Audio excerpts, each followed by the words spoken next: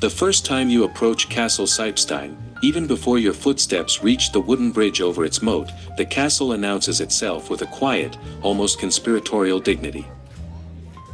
Its brick towers rise against the sky, their stepped gables and delicate turrets conjuring the Gothic and Renaissance vernacular of the Low Countries. The water of the moat shimmers like liquid glass, reflecting the castle's image with the precision of a mirror. Trees sway gently along the banks, their branches whispering secrets to the wind, while the formal gardens beyond hint at order, symmetry, and careful design. Yet, paradoxically, as you stand on the bridge and gaze upon the structure, a subtle awareness creeps in. This castle is ancient in spirit, but its stones are not truly centuries old.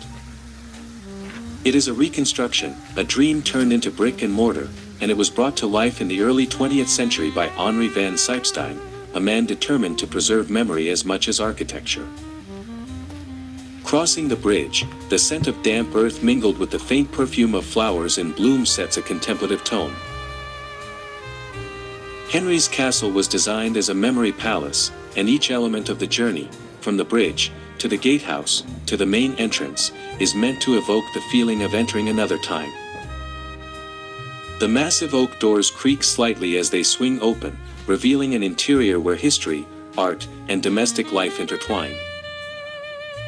Light filters in through tall windows, casting patterned shadows on parquet floors and illuminating the surfaces of finely crafted furniture, tapestries, and the glimmering edge of a silver candlestick. There is no haste here. The castle's rhythm invites one to pause, to observe, to absorb, and to imagine. As you walk through the first hall, the impression is immediately human. Portraits peer down from the walls, austere men in ruffled collars, gentle matriarchs in flowing gowns, children with solemn eyes. Each face tells a story, not merely of the sitter, but of the family, the generations, and the society that nurtured them. Henri was meticulous in curating these paintings. They were not simply decorations but chapters in a narrative that spanned centuries. The eyes of ancestors seem to follow your own, offering silent greetings, reminders of continuity, and whispers of the family's medieval and early modern past. You sense that the Van Sypesteyn lineage is present here not only in blood, but in canvas and pigment, in a dialogue that transcends time. The air carries faint echoes of a distant past, amplified by the polished wood of antique cabinets and the faint clinking of porcelain in glass-fronted cupboards. Each object in the castle has been chosen deliberately, not randomly acquired. The porcelain, particularly the locally produced Lustrecht pieces, sparkles under soft light, their delicate design speaking of technical mastery and artistic imagination. Silver cups and gilded trays hint at the wealth, taste, and domestic rituals of the family, while richly woven tapestries add color, texture, and a sense of grandeur. Even the arrangement of furniture, from high-backed chairs to elaborately carved cabinets, communicates status, tradition, and an aesthetic sensibility that Henri wished to preserve for posterity. Walking among these objects, one cannot help but feel that the castle itself is a storyteller, whispering tales of its inhabitants, their ambitions, and the cultural milieu in which they lived. The scent of old wood, polish, and slightly musty air mingles with sunlight streaming through the windows, creating an intimate atmosphere. The castle does not simply display art, it embeds visitors within it. You are encouraged to look closer, to examine brushstrokes, to admire the delicate cobalt designs on porcelain, to trace the intricate carvings in wood and metal. Henri's vision was clear: history is not experienced solely through facts or dates, but through objects, surroundings, and the way these elements interact with human senses. Every corner of the castle is a lesson, every object a portal, every shadow a trace of centuries past. Even before you reach the more private rooms or step into the gardens, a sense of layered history emerges. Here, in Sypesteyn, time is not linear. The medieval and early modern periods coexist with the 20th century revival. Visitors are not merely observing a collection, they are entering a living chronicle, an orchestrated dialogue between eras. The bridge, the moat, the painted walls, the furniture, and even the polished floors all serve as conduits, transmitting memory, identity, and cultural values. For international students, the experience is both intimate and universal.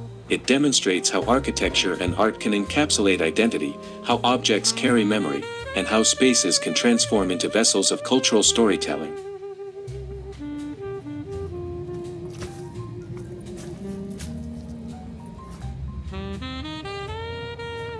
As you step deeper into Castle Sypesteyn, the architecture begins to reveal itself not as a mere backdrop for art, but as a character in its own right. Every wall, turret, and archway is a sentence in the ongoing story Henri van Sypesteyn wanted to tell, a story that connects past and present, memory and imagination. The castle's design is at once romantic, historicist, and deeply personal, reflecting Henri's vision of what a noble estate should embody, even if the original medieval foundations had long disappeared into the soil and water of Loosdrecht. The first thing a visitor notices is the seamless integration of water into the structure. The moat, still filled with clear, calm water, does more than protect. It frames the castle like a painting, reflecting towers, gables, and sky in a mirror-like surface that changes with every ripple. Bridges, sturdy yet elegant, span the moat, giving each approach a ceremonial quality. One cannot step onto the grounds without feeling that crossing the bridge is a rite of passage, moving from the ordinary world into a curated universe of memory and heritage. The castle's silhouette is unmistakably Dutch, yet it borrows freely from multiple eras. Stepped gables rise with a rhythmic cadence, evoking the Renaissance civic architecture of the Low Countries, while slender turrets and pointed rooflines hint at Gothic romanticism.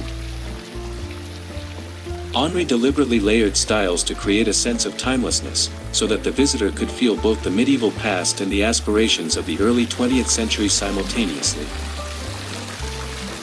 The brickwork itself is a study in contrasts. Some sections are freshly laid, clean and precise, while others incorporate reclaimed stones, weathered by centuries and embedded with a faint echo of history. The effect is subtle but powerful, a conversation between what was, what might have been, and what is. Entering the main entrance, the interior continues this dialogue. The foyer is spacious, with high ceilings that allow light to fall on the polished wooden floors. Exposed beams carry the weight of the roof and also the weight of memory.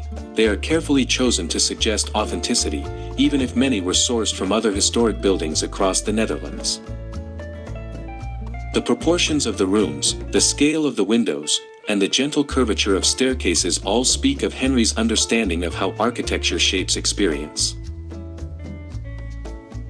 As you leave the soaring turrets and descend the oak staircase, the castle's heart begins to reveal itself, the galleries of portraits, where generations of the Van Sypesteyn family gaze silently from their frames. Here, Henri van Sypesteyn's genius is most apparent. He did not merely hang paintings, he orchestrated encounters across centuries. Walking among these portraits, one senses that the walls themselves breathe with memory. Every face tells a story, every gaze connects visitor and ancestor, creating a network of human experience suspended in paint and varnish. The portraits are arranged with deliberate care, following both chronology and thematic resonance. Early pieces, dating from the 16th and 17th centuries, depict stern-faced men in ruffs and embroidered collars. Their solemn expressions reflect the gravitas of the age, the Dutch Republic emerging from medieval fragmentation, religious conflict simmering across the land, and mercantile fortunes being forged.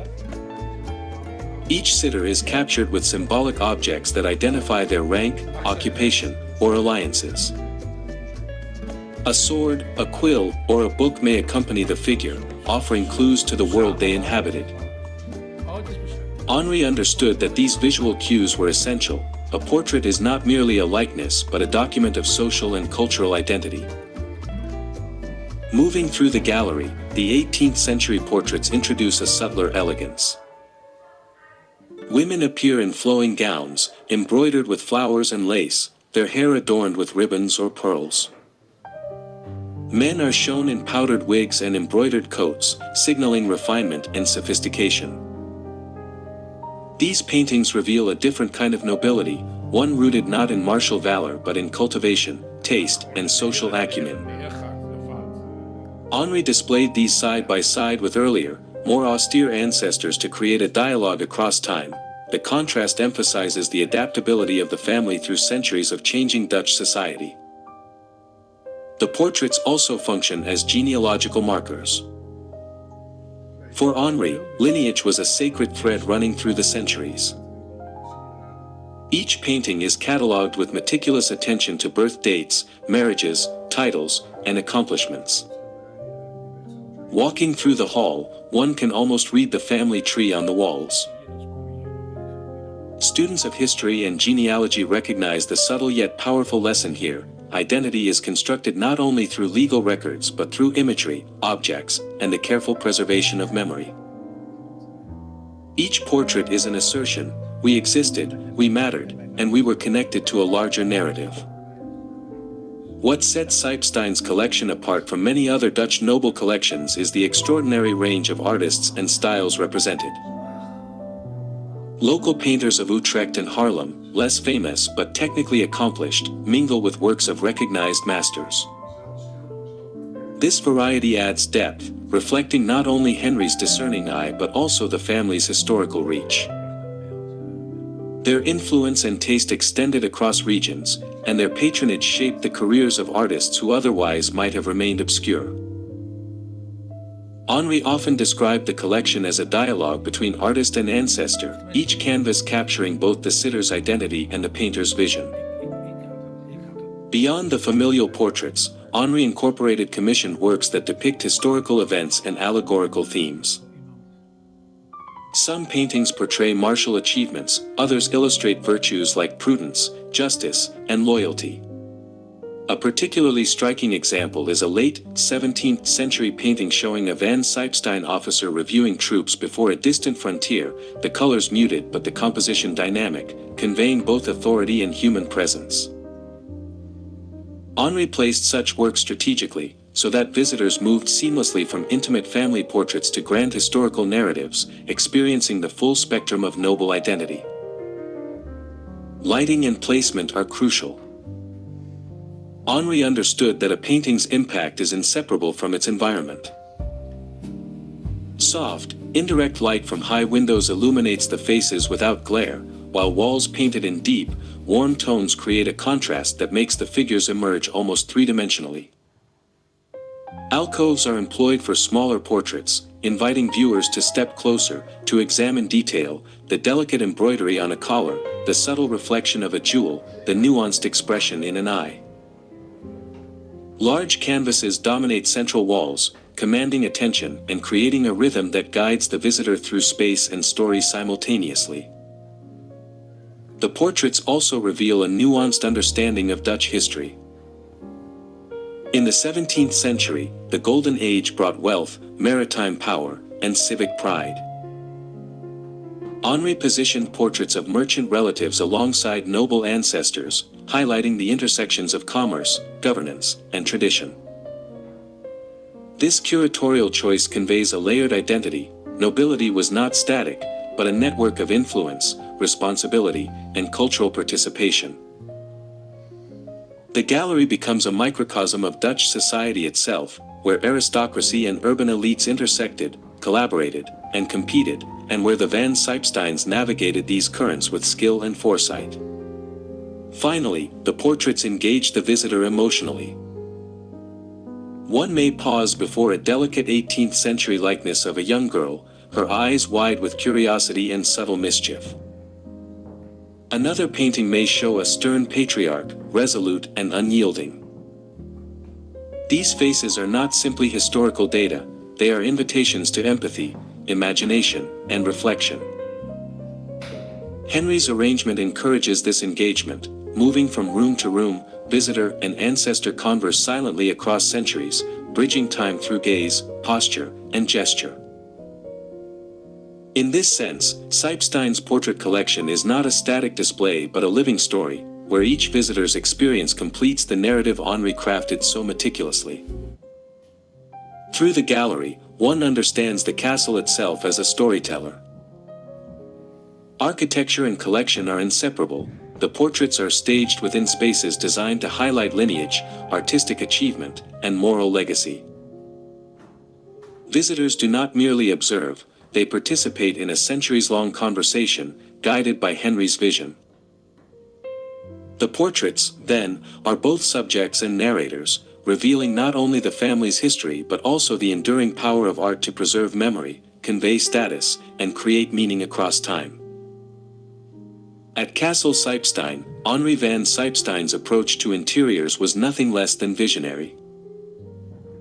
He did not collect furniture as isolated objects but as living components of a recreated domestic world, each piece narrating the rhythms, tastes, and values of centuries past. The first thing that strikes one is scale. Tall, carved cabinets rise like sentinels along the walls, their marquetry tracing stories in wood, garlands, pastoral scenes, and geometric patterns that celebrate both technical skill and aesthetic sophistication. These were no mere storage units, they were statements of status and artistry.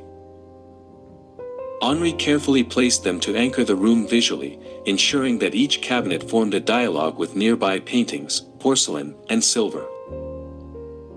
A visitor's eye moves naturally from a cabinet to a portrait of an 18th century ancestor, noticing how both objects evoke refinement and authority. Tables and surfaces further animate the interiors. Massive oak refectory tables recall the communal dining of the 17th century, where the family and their retainers would share meals, discuss politics, and celebrate milestones. Smaller inlaid tables, positioned in corners or near windows, suggest intimate spaces for writing letters, painting, or studying the family's extensive collection of books and manuscripts. Henri's placement of these tables was deliberate, creating visual and functional pathways that guide the visitor through both space and time, allowing one to inhabit the past as if it were still alive. Every cabinet and table is adorned with objects that complement and enhance the furniture's narrative. On a marquetry cabinet, one might see porcelain figurines, silver cups, or a small, ornate clock. Each object interacts with its wooden host, creating layered stories of aesthetic taste, domestic rituals, and cultural engagement. Henri's curatorial skill lies in these intersections. The furniture does not dominate the room, nor do the objects, but together they create a holistic environment where the visitor can sense the cadence of daily life centuries ago. Lighting and arrangement reinforce the atmosphere. Windows, some original, others reconstructed, flood rooms with soft, natural light, which shifts throughout the day and animates textures, colors, and shadows. Candlesticks and lamps, themselves part of the collection, were placed to suggest the flickering glow of evenings past. In these moments, the visitor might imagine a noblewoman reading by candlelight, a young heir practicing penmanship, or a family gathering around a festive meal. The interiors thus function as a theater, where history is enacted in spatial choreography rather than words. Henri's attention to historical authenticity extended to smaller details, textiles draped over chairs, cushions embroidered with family initials, rugs that echoed period patterns, and even the placement of books and letters. Each element, no matter how minor, contributes to the overall impression of life lived, of human presence embedded in material culture. Walking through the rooms, one perceives a sense of continuity. The furniture does not merely display status, it embodies social norms, daily routines, and the aesthetic sensibilities of generations of Van Sypesteyns. The integration of furniture with architecture further amplifies this effect. The rooms themselves, reconstructed with care, were designed to accommodate the objects in a manner that highlights their form and function.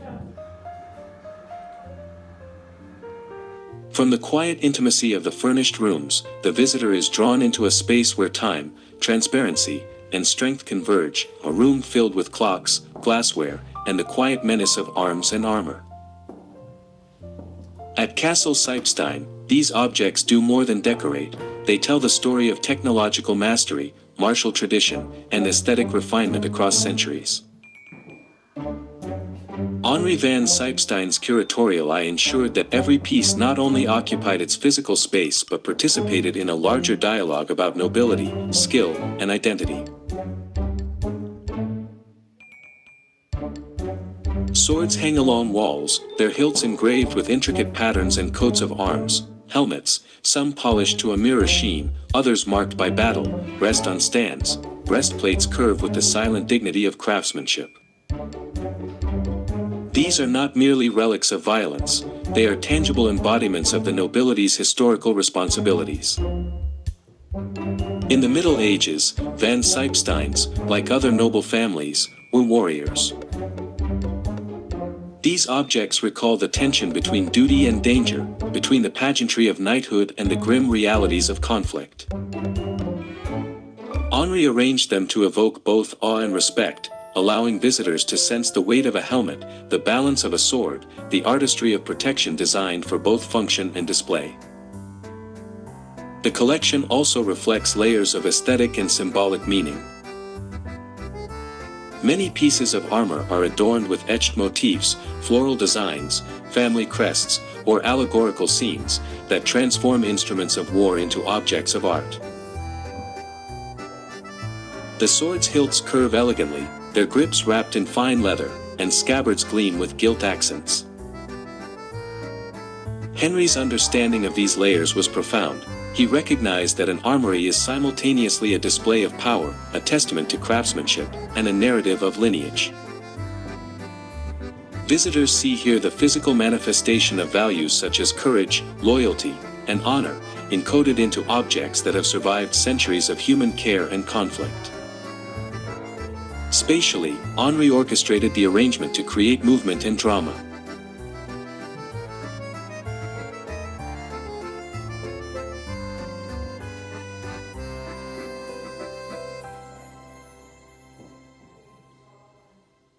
Light is choreographed, sunlight through windows dances across polished surfaces, glinting off metal and crystal, creating a dynamic interplay that changes with the day.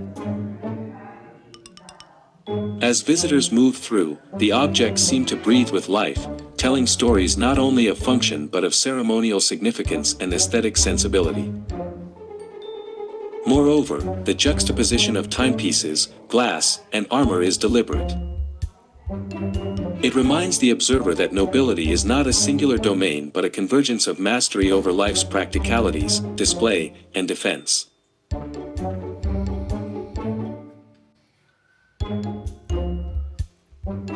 Together, they narrate a complex identity. The Van Sypesteyns were not merely collectors or aesthetes, but custodians of tradition, skill, and responsibility.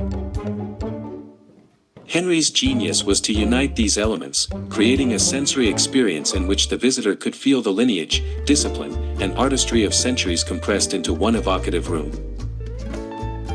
By the end of the tour through this space, the visitor is left with a profound sense of layered history.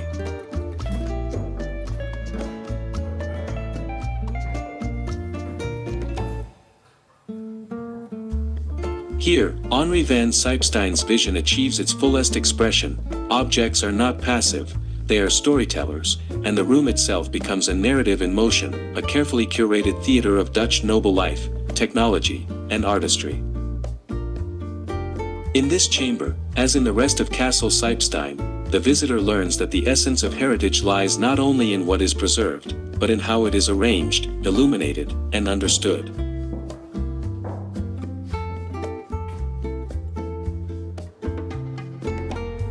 Stepping outside Castle Sypesteyn, the visitor leaves behind the solid embrace of brick and timber to enter a living gallery. Henri van Sypesteyn's gardens, where nature is cultivated into art and history, flows not through portraits or porcelain, but through trees, pathways, and water. Here, the landscape itself becomes an extension of the castle's memory palace, a narrative told not in pigment or metal, but in soil, plantings, and the choreography of space. Henri's vision was as meticulous outdoors as it was within walls. Every vista, canal, and flower bed was carefully composed to evoke centuries of Dutch garden traditions and to frame the castle as the centerpiece of a harmonious world. The first impression is one of symmetry and rhythm. A long axial path stretches from the castle's front steps toward the horizon, lined with clipped hedges and mature trees. The moat reflects the stepped gables and turrets, doubling the architecture in mirror water. Visitors feel an immediate sense of order and tranquility. The geometric lines are not merely aesthetic but symbolic, reflecting Renaissance and Baroque ideals of control over nature and the human desire to impose structure on the wilderness. Henri's gardens echo the Dutch love of water, which shaped the very land the family inhabited for centuries. Canals, ponds, and ornamental waterways are not only visual delights, they recall the engineering feats of the Low Countries, the reclaimed polders, and the historical relationship between water and Dutch nobility. As one moves along the pathways, smaller garden rooms reveal themselves, enclosed spaces where plantings shift from formal hedges to flowering borders. Here, the intimate scale invites contemplation. Each plant is chosen for beauty, scent, or historical significance, creating a multisensory experience. Flowers native to the Netherlands mingle with exotics collected during the colonial era, subtly tracing the global reach of Dutch trade and influence. Every blossom and shrub is a story. Some mark specific historical fashions, others are remnants of botanical experimentation, while a few echo the horticultural interests of Henri himself, who regarded the garden as both a personal and public canvas. The interplay of seasons is deliberate. Spring tulips blaze with color along the canals, recalling the famous flower mania of the Dutch Golden Age, while summer perennials create lush, fragrant spaces. In autumn, deciduous trees mirror the castle's brickwork in red and gold, emphasizing continuity between natural and built environments. Even in winter, when the branches are bare, the structural elements of the gardens, stone benches, gravel paths, and the patterned hedges, maintain an architectural rhythm, ensuring the narrative persists throughout the year. Henri understood that gardens, unlike interiors, are dynamic. They change daily, weekly, seasonally, and annually. In this, they reflect both the passage of time and the enduring framework of design, just as the portraits within the castle capture fixed moments within centuries-long stories. Water plays a central role. Reflecting pools, small fountains, and the broad moats serve as both aesthetic and symbolic elements. They mirror the sky and castle, creating illusions of depth and reinforcing the idea of the estate as a self-contained world. Fish glide beneath the surface, while waterfowl animate the scene, adding life to the stillness. For Henri, these aquatic features were also practical. They demonstrate Dutch expertise in hydraulic engineering and landscape management, a nod to the ingenuity that shaped the country's history. Hidden corners reveal surprises, a secluded gazebo, a small labyrinth of boxwood, and plantings that recall the early herb and kitchen gardens of noble households.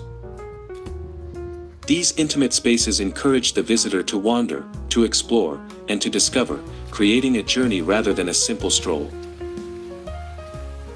Each turn reveals a new perspective on the castle, framing it differently, encouraging reflection on both human artistry and the centuries of land stewardship that made such beauty possible.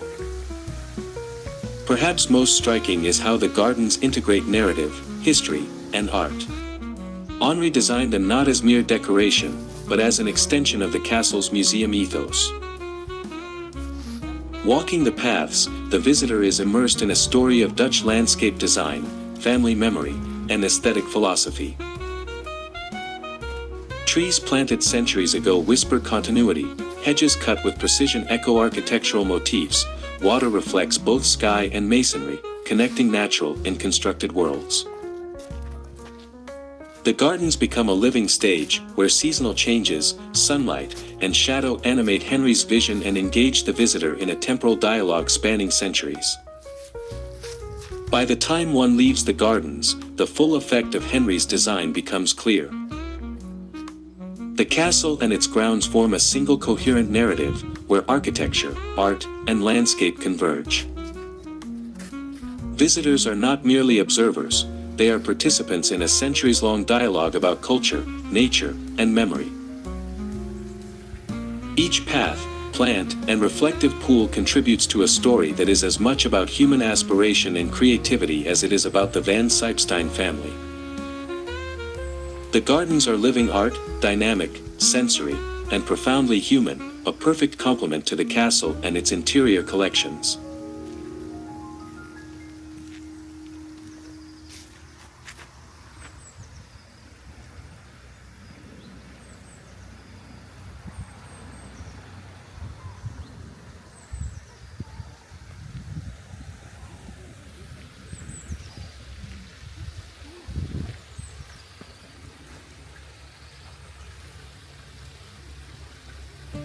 Stepping back into the castle from the gardens, the visitor begins to sense the unmistakable presence of its creator, Henri van Sypesteyn.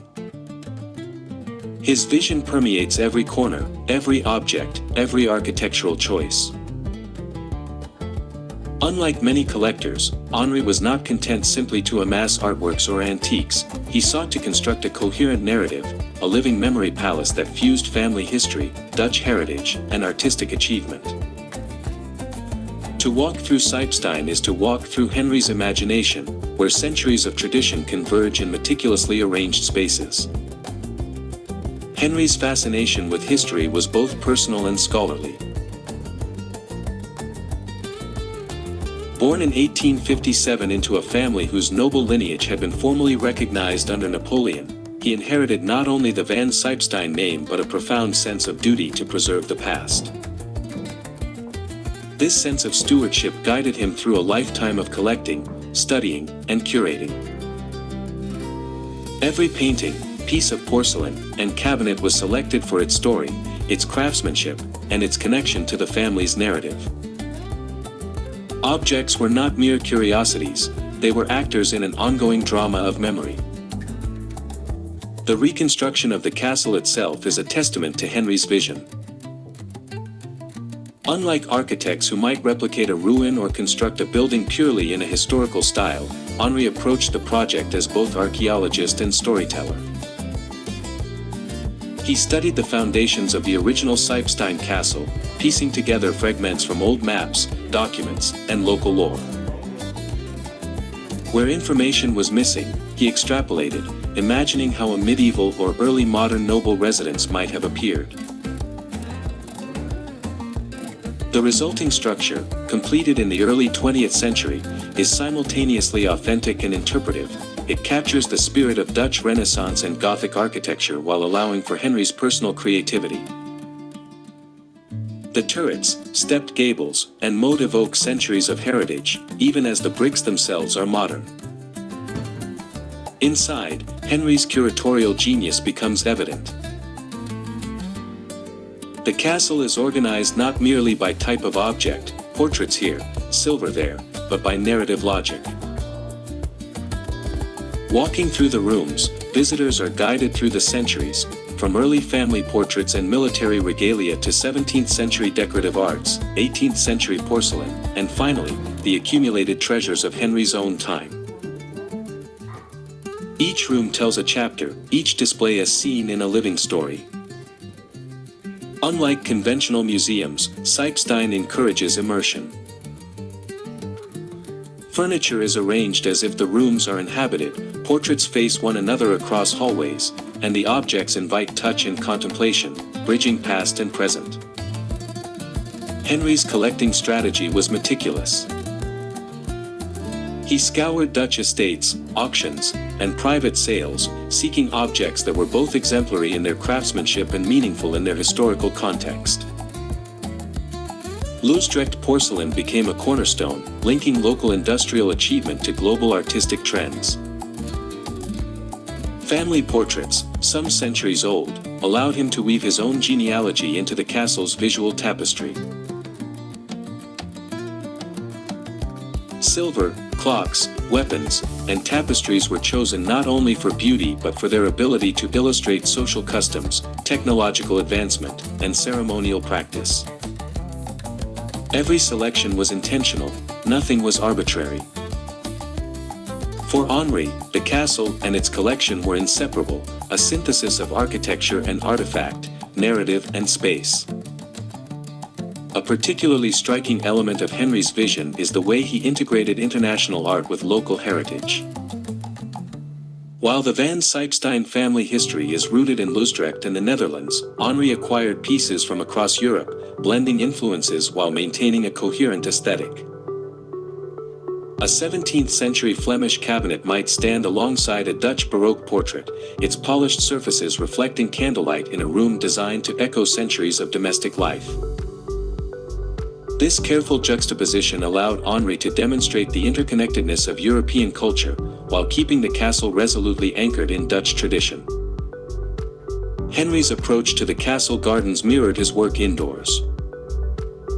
He viewed the landscape as an extension of the collection, a living gallery that evolved with the seasons.